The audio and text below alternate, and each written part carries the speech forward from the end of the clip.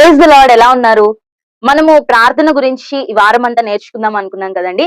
నిన్నటి దినాన ఎలా ప్రార్థన చేయాలి అనే దాని గురించి నేర్చుకున్నాము. ఈ రోజు ఎన్ని రకాల ప్రార్థనలు ఉన్నాయి నాకు తెలిసినవి నేను మీకు చెప్తాను. నేనేమన్నా మిస్ చేస్తే కింద కామెంట్ సెక్షన్ లో తెలియజేయండి. మనందరం కలిసి నేర్చుకుందాం. యేసుప్రభు వారు తన శిష్యులతో మెలకువగా ఉండి ప్రార్థించమని చెప్తూ వచ్చారు. మీరు శోధనలో ప్రవేశించకుండానట్లు మెలకువగా ఉండి ప్రార్థించండి అని చెప్పారు. కాబట్టి మెలకువగా ఉండి ప్రార్థించాలి. రెండోదిగా కన్నీటితో ప్రార్థించాలి. కన్నీటి ప్రార్థన దేవుణ్ణి కదిలిస్తుందండి. కన్నీటి ప్రార్థన నీ జీవితంలో అద్భుతమైన కార్యములు చూస్తాం. కన్నీటి ప్రార్థన ఎన్నో గొప్ప కార్యములను చేస్తుంది. కన్నీటితో మీరు ఎప్పుడైతే దేవుని పాదములను తడిపి ప్రార్థిస్తారో మీ జీవితంలో అద్భుతాలు చూస్తారు. మూడవదిగా ఉపవాసముతో ప్రార్థించాలి.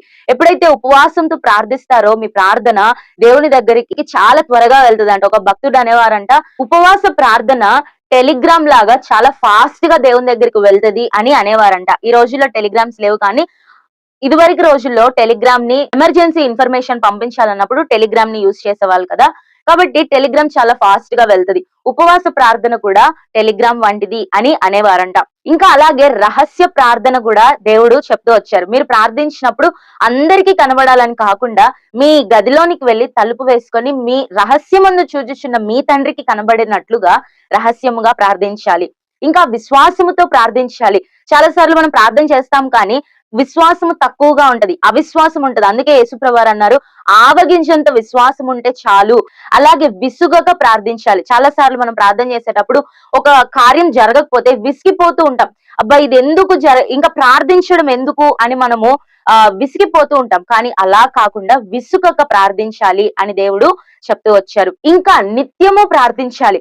ఒకసారి ప్రార్థించి ఆపేసి మరలా తర్వాత మళ్ళీ కొద్ది రోజులకి మరలా ప్రార్థన చేసి మరలా ఆపివేసి అలా కాకుండా నిత్యము దేవుని సన్నిధిలో దీపం వేస్తున్నప్పుడు, నిత్యము దేవుని సన్నిధిలో ప్రార్థిస్తున్నప్పుడు ఆ ప్రార్థనను దేవుడు ఆలకిస్తాడు. కాబట్టి ఉపవాసంతో ప్రార్థించాలి, విశ్వాసంతో ప్రార్థించాలి, విసుకక ప్రార్థించాలి, నిత్యము ప్రార్థించాలి, మెలకువగా ఉండి ప్రార్థించాలి, రహస్యముగా ప్రార్థించాలి. ఇంకా మీకు ఏదైనా ప్రార్థనలు తెలిస్తే కింద కామెంట్ సెక్షన్ లో తెలియజేయండి. Praise the lord.